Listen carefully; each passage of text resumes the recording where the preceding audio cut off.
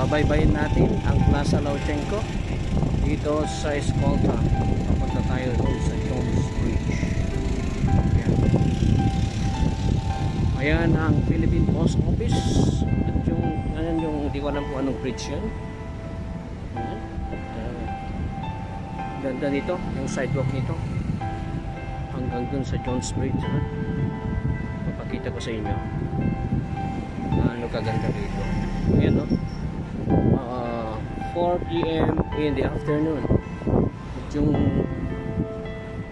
sun dito ay hindi na nakikita, kaya magandang lakad-lakad dito mga squad ko ng hapon. Ayan, tingnan mo, daming namimingwit. Ayan, dito, ayan, daming namimingwit.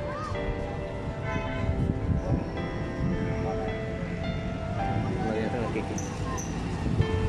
Ayan, say hi sa aking vlog niya.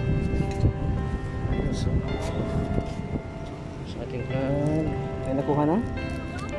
Wala pa, nag-aantay ng isda mga kapatid.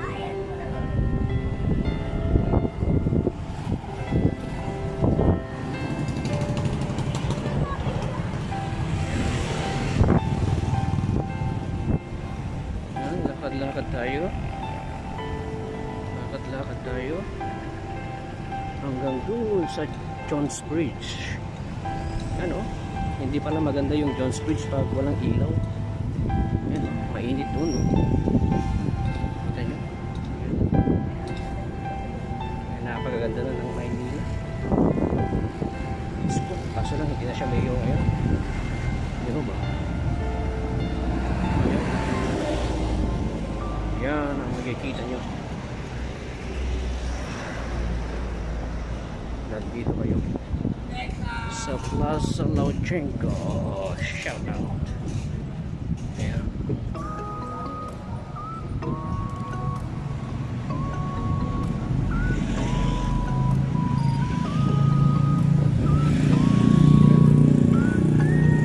Kita ko sa inyo. Ayan.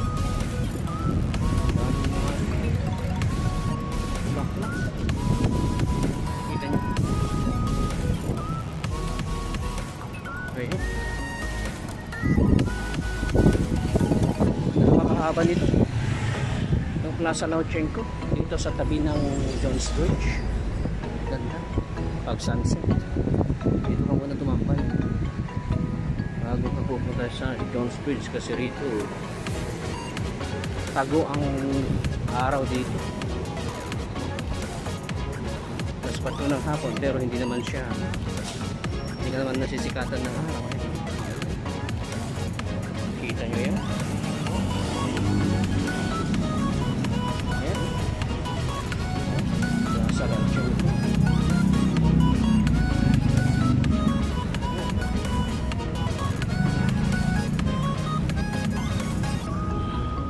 Kita nyo? Puro green. Ganda. Maglakad dito. Hanggang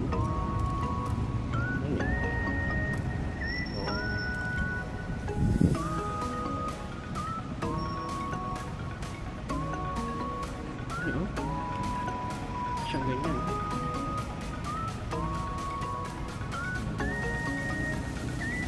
Yan. Dito rati yung Europlans. Pinupuntahan ko dati. Iskante ako. Ito. May siyang post. Kita nyo?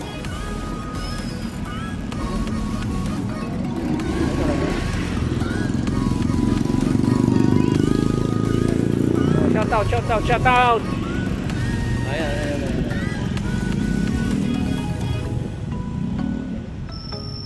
Ito na yung Plaza Lowchenko kasi nasabi. Ito na yung start niya. Yun yung end. Nagkumpisa ako doon sa end para makita ko sa Jones Bridge. Yan yung Jones Bridge. Oh. Ayan. Kita nyo? Ayan, sa gitna ng Maynila yan, ha? Nandun yun. Jones Bridge na tinatawag na yan. Ayun. Doon tayo sasakay. Ayun. Kita ko sa inyo ang ganda ng Maynila.